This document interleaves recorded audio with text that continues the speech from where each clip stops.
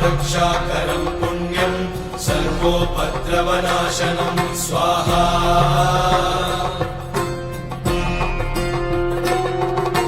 सर्वसंपत्करं चैव ప్రపంచంలో అత్యంత పుణ్యస్థలమైనటువంటి హిందూ దేవాలయం తిరుమల దేవాలయం.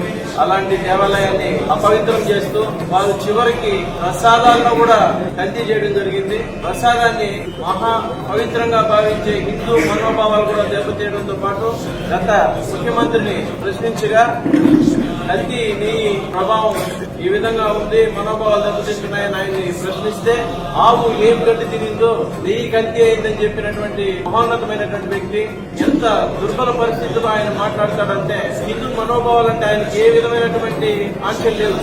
విచ్చలవిడితనం. ఆయన ఘోరంగా హిందూ దేవాలయాల పవిత్రతను చెప్పడం జరిగింది. రథాలు కాల్చడం, మీరు పూర్తిగా హిందువుల మనోభావాల్ని, హిందూ దేవాలయాల్ని కొల్లగొట్టడమే పనిగా పెట్టుకుని మీరు ప్రభుత్వాన్ని కొనసాగించినటువంటి రోజులవి. ఈ కాలం చెల్లింది. భగవంతుడు మిమ్మల్ని ఓర్వలేక మీకు తగిన పరిష్కారం చేయడం కూడా జరిగింది. ఇకనైనా మీరు బుద్ధి తెచ్చుకుని దేవాలయాల పట్ల, హిందూ మనోభావాల పట్ల కొంత జ్ఞానాన్ని కలిగించుకుని ప్రవర్తిస్తే మంచిదని మిమ్మల్ని హెచ్చరిస్తుంది. గరుత్మతా చ వినయాత్ స్తూయమానం ముదాన్వితం స్వాహా।